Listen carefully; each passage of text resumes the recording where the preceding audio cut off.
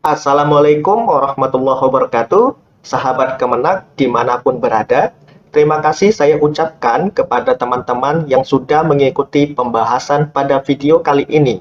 Dan saya doakan juga kepada teman-teman agar semuanya bisa lulus dalam tes SKB yang akan teman-teman ikuti. Di video kali ini, saya akan berbagi informasi terkait dengan kisi-kisi SKB Kemenak, khususnya tes SKB wawancara. Jadi, namanya saja wawancara, otomatis teman-teman akan dihadapkan dengan pertanyaan-pertanyaan tentang moderasi beragama. Tetapi, tidak hanya wawancara pada tahapan ini, namun ada tes praktiknya juga. Seperti yang saya katakan tadi, tes wawancara di instansi Kemenak itu menuntut teman-teman menjadi seorang yang moderat. Artinya, teman-teman diminta untuk menjadi insan yang bisa menimbang mana yang baik dan mana yang buruk.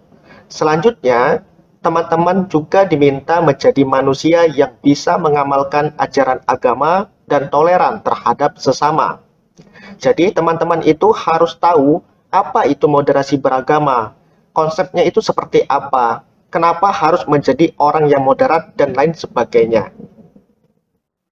Untuk memahami konsep moderasi beragama tadi, atau untuk mengetahui konsep moderasi beragama itu seperti apa, teman-teman bisa membaca buku berjudul Moderasi Beragama. Linknya telah saya sertakan pada bagian deskripsi video ini. Silakan di-download. Dan di buku ini juga akan dijelaskan konsep tentang moderasi beragama itu seperti apa. Kemudian dijelaskan juga pengertiannya seperti apa dan implementasinya dalam kehidupan sehari-hari. Dari konsep moderasi beragama tadi akan melahirkan kompetensi penilaian wawancara sebagaimana berikut ini. Pertama, berkaitan dengan komitmen kebangsaan dan moderasi beragama. Yang pertanyaannya itu akan mengarah pada komitmen berbangsa dan beragama, hubungan antar agama, dan hubungan intra-agama. Yang kedua, berkenaan dengan ketaatan beragama dan kepribadian yang baik. Yang pertanyaannya itu akan mengarah pada praktik keagamaan, mampu membaca dan memahami kitab suci atau tidak, dan memiliki kepribadian yang baik atau tidak. Kemudian yang ketiga, memiliki karya tulis dan pengabdian. Nanti pertanyaannya itu akan mengarah pada karya tulis apa saja yang teman-teman publikasikan atau yang pernah dibukukan.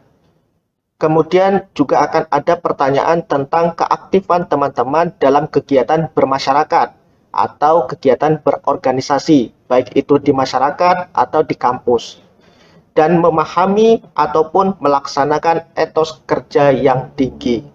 Jadi inilah komponen penilaian wawancara dalam tes SKB Kemenak. Walaupun nantinya akan ada variasi baru, namun sebagian besar semuanya akan mengarah pada 3 kompetensi ini.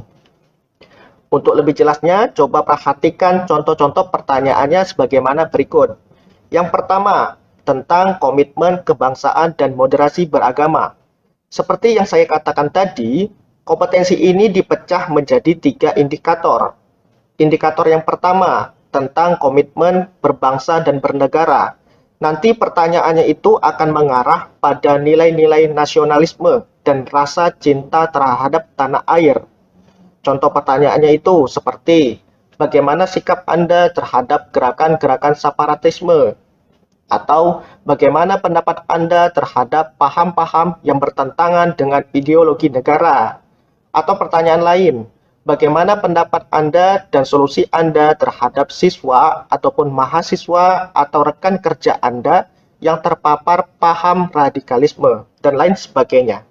Pertanyaan-pertanyaan ini, selain teman-teman diminta untuk menjawab dengan berlandaskan dasar moderasi beragama tadi, teman-teman juga akan diminta untuk menjawabnya berdasarkan kaitan dengan ayat-ayat dalam kitab suci masing-masing. Kalau Islam, kaitkan dengan ayat-ayat Al-Quran. Kalau non-Muslim, kaitkan dengan Alkitabnya masing-masing, dan lain sebagainya. Misalnya, pertanyaan nomor 6 ini. Apa pendapatmu tentang suatu daerah yang dipimpin atau pemimpinnya itu adalah orang beragama non-Muslim? Maka teman-teman bisa menjawab seperti ini. Memilih pemimpin ataupun pejabat dalam konteks negara keindonesiaan ini atau negara Indonesia yang majemuk ini itu diperbolehkan. Pasalnya, pejabat yang dipilih itu hanya pelaksana Undang-Undang 1945 dan undang-undang turunannya. Selain itu, pemimpin non-muslim tidak bisa membuat kebijakan semaunya. Pemimpin non-muslim juga tidak memiliki kuasa penuh, karena di sistem negara kita itu ada lembaga yang namanya lembaga legislatif dan lembaga yudikatif, ya kan? Nah, sehingga kinerja pemimpin non-muslim itu tetap terpantau. Jika teman-teman mengetahui ayat yang mendukung tentang pertanyaan ataupun pernyataan teman-teman tadi, teman-teman bisa juga menyampaikan ataupun mengaitkannya dengan ayat-ayat yang teman-teman tahu. Hal itu akan bisa memperkuat pernyataan teman-teman terhadap pertanyaan yang diberikan oleh penguji. Kemudian indikator yang kedua tentang hubungan antar agama.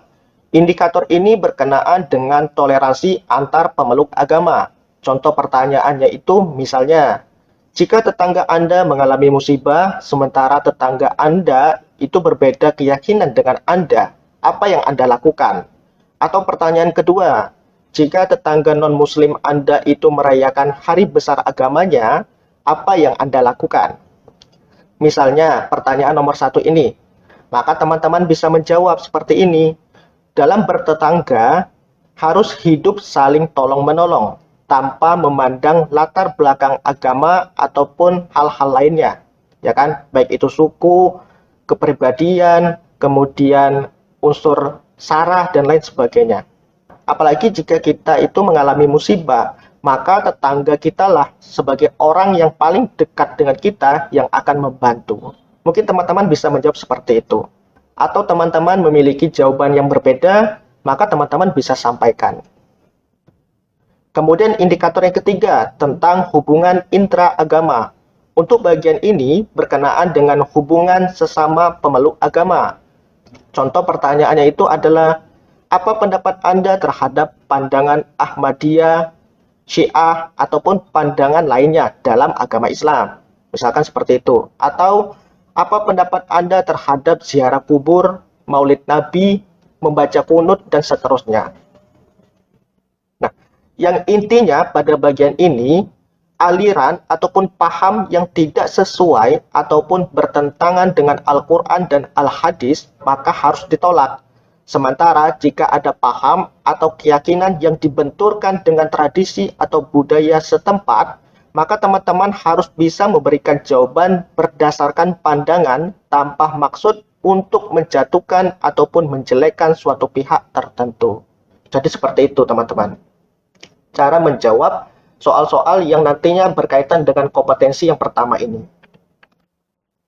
Yang kedua, tentang ketaatan beragama dan kepribadian yang baik yang dipecah menjadi 3 indikator juga. Indikator pertama, melaksanakan ritual keagamaan. Kalau saya dulu diminta untuk mempraktekkan sholat subuh, mulai dari takbiratul ikram sampai dengan salam. Kalau teman saya beda lagi.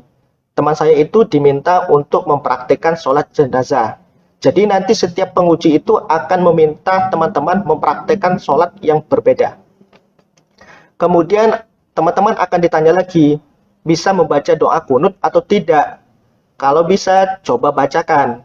Kalau saya dulu, karena masa-masa awal pandemi ya, jadi saya itu diminta untuk membacakan kunut nazilah. Kunut tentang masa wabah waktu itu. Jadi saya itu diminta untuk membacakan doa kunut nazilah beserta dengan artinya. Seperti itu teman-teman. Jadi teman-teman harus bisa juga untuk membacakan doa kunut yang biasa atau kunut nazilah. Kemudian indikator yang kedua, membaca dan memahami kitab sucinya. Kalau saya dulu ditanya, kamu itu membawa Al-Quran atau tidak? Kalau membawa, silakan buka juz 2 dan bacakan. Jadi teman-teman itu harus membawa Al-Quran sendiri ya, sebagai bentuk antisipasi. Sebenarnya di setiap ruangan itu ada Al-Qur'annya. Tetapi jika di ruangan itu tidak ada Al-Qur'annya, maka teman-teman sendiri yang akan mengalami kerepotan. Kemudian waktu itu penguji juga menanyakan, Apakah Anda tahu surat Al-Imran ayat 28? Kalau tahu, coba bacakan dan tafsirkan. Jadi teman-teman itu harus tahu ayat-ayat tertentu yang umumnya itu sering kali muncul dalam tes wawancara SKB Kemenak. Contohnya itu surat Al-Imran ayat 28.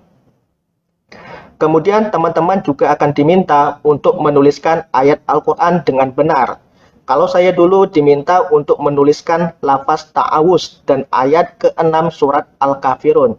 Jadi teman-teman harus siap dengan kertas dan pulpen ataupun pensil pribadi ya, karena nanti teman-teman langsung diminta untuk menuliskan ayat Al-Quran.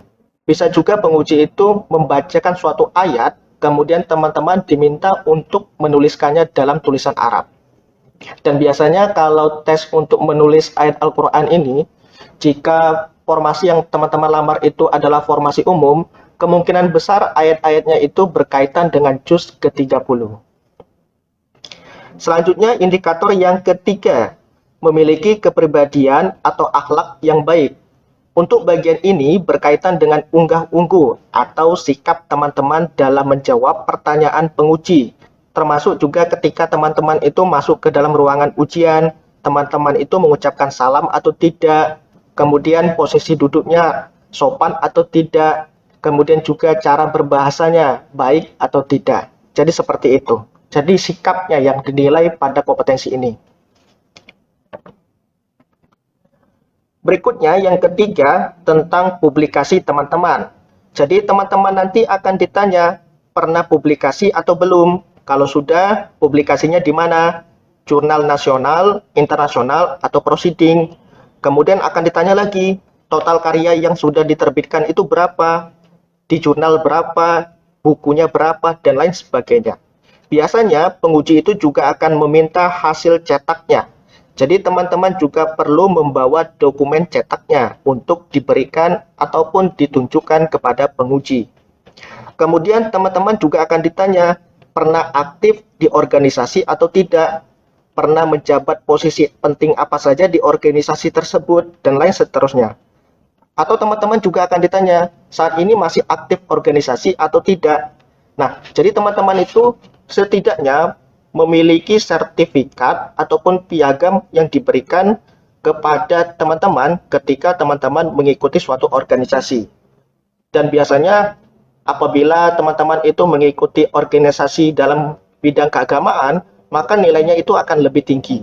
Seperti itu. Kemudian teman-teman juga akan ditanya tentang etos kerja. Teman-teman akan ditanya tentang kedisiplinan kerja, bagaimana memimpin sebuah tim, bagaimana menjadi seorang pemimpin, dan lain seterusnya. Jadi nanti akan diberikan suatu kasus, dan teman-teman diminta untuk menjadi seorang pemimpin yang baik itu seperti apa. Jadi seperti itu. Jadi teman-teman diminta untuk memberikan solusi yang baik, tanpa merugikan orang lain, diri sendiri, ataupun perusahaan, ataupun tim yang teman-teman pimpin. Ya, jadi seperti itu teman-teman kisi wawancara di instansi Kemenak. Jadi teman-teman harus persiapkan dengan baik agar teman-teman bisa menjawab pertanyaan-pertanyaan yang diberikan oleh penguji. Dan saya ingatkan juga kepada teman-teman, apabila belum subscribe channel ini, silakan subscribe. Dan ikuti juga pembahasan kisi-kisi tes Kemenak yang lainnya di video yang telah saya buat. Saya rasa cukup, kita ketemu lagi di pembahasan video berikutnya. Wassalamualaikum warahmatullahi wabarakatuh.